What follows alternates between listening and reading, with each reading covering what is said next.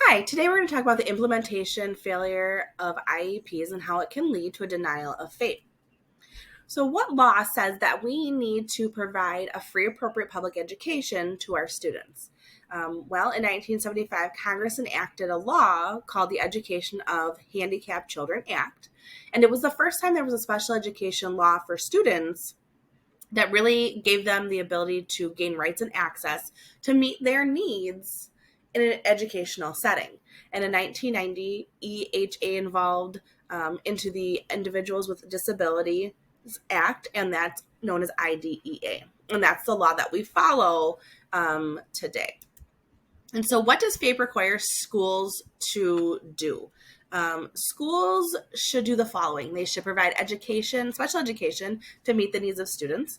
They should provide related services to help that student benefit in the classroom. And all of these services should be provided for free. Accommodations and modifications should also be given to children so they can participate in general education curriculum.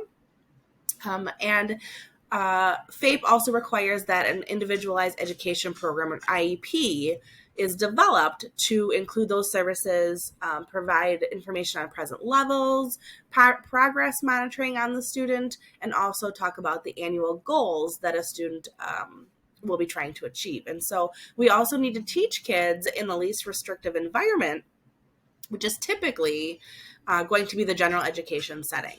So what does FAPE require schools not to do? We, as special educators and as school districts, do not have to provide the best services possible to maximize a student's potential. So if there is a program that a parent or a caregiver is wanting for a student, we don't have to provide that as long as we're providing something that is considered appropriate and beneficial to the student at their level. And FAPE does not guarantee a child to have a spot on a sports team or in extracurricular activities, but the school must provide students with needs, special needs, an equal opportunity to participate in those groups. Legal precedents regarding FAPE impacts today's special education laws. So how does that happen? Well, there were cases that happened regarding FAPE.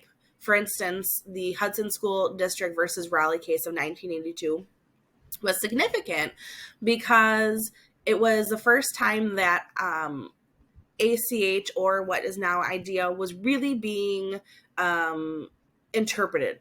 And what happened was there was a student who was denied access to an ASL interpreter based on her ability to continue to show academic growth. So the Supreme Court said that FAPE was met because her IEP was reasonably calculated to meet Rowley's needs. Fast forward then to 2017 in the Andrew F. versus Douglas County School District case in 2017. There was a student, Andrew, who was a fifth grade boy living with autism. His parents felt that he was being denied FAPE based on his insufficient academic and behavioral progress. And so the parents took him out of their school, the public school, put him in a private school and said, hey, Douglas County, you're going to pay for this education because you are not providing FAPE to my child. And so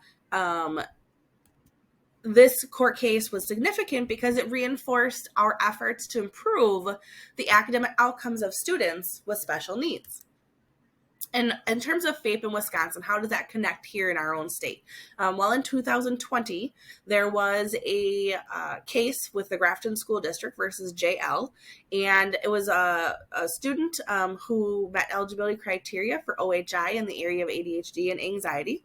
And that student, his parent did not see adequate progress in the student's writing. And notice that the IEP goal was being copy and pasted basically from year to year. So the parent took the student out of the public school and moved it to a private school and said, hey, Grafton, you're going to pay the amount of money for this, which was $260,000 with tuition and attorney fees and travel expenses. And the U.S. District Court judge did rule on behalf of the parent to receive that payment. So implementation of IEPs, as I said, can lead to a failure of. So as I mentioned before, the implementation failure of IEPs can lead to a denial of FAPE. And the denial of giving a child FAPE is illegal per IDEA.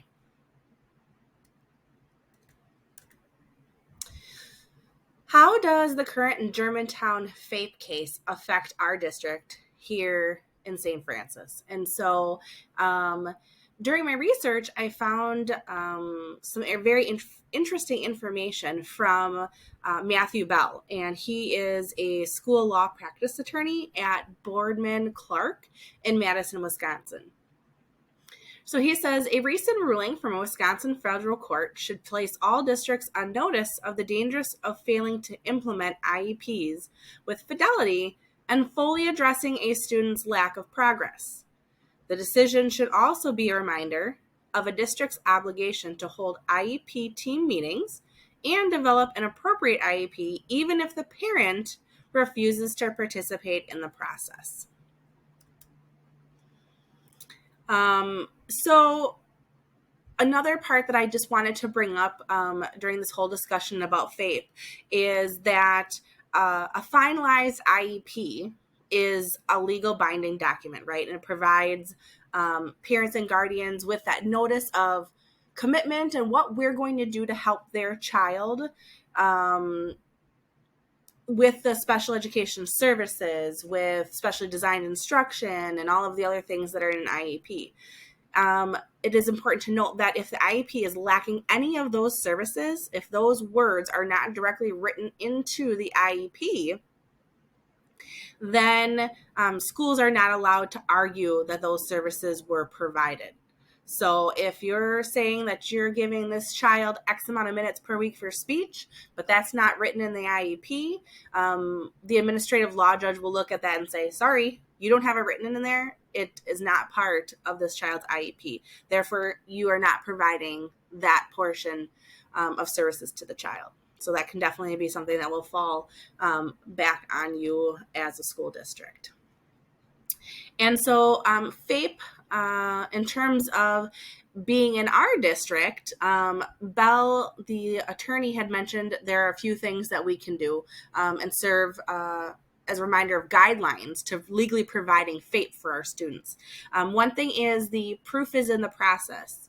So creating ambitious goals and providing specially designed instruction, related services, and that type of thing. And if a child is not making progress, then we need to hold an IEP meeting and do a review and revise and find out how to address that problem for the child and how to go forward from there.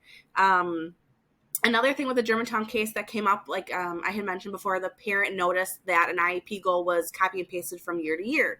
I know he had mentioned, Attorney Bell had mentioned that recycling is good for the environment, but not for IEP goals. So we really need to create those goals based on the student's present level right now in school. And if progress is lacking, we need to, again, review and revise that IEP to meet the standards of the student, or the needs of the students. And we need to always implement. So I know we, as special educators, are always finding new ways to be most effective in progress monitoring our goals for our students. And if there is a goal, as I mentioned before, that is just not going to be attainable for a student, that would be a red flag in order to call another IEP meeting and try to get a goal that's geared towards a student's abilities to actually obtain that goal. And then finish the process. So schools must provide FAPE and hold any IEP meetings despite lack of parent involvement. In the Germantown case, the mom got really mad at the school and was not being as responsive as maybe she had in the past. And so those types of things are something that we have to watch out for. Whether a parent is going to be part of it or not, we don't have a choice. We need to hold that IEP meeting. So that's the end of our presentation here today. And if you have any questions, I'd be happy to answer those.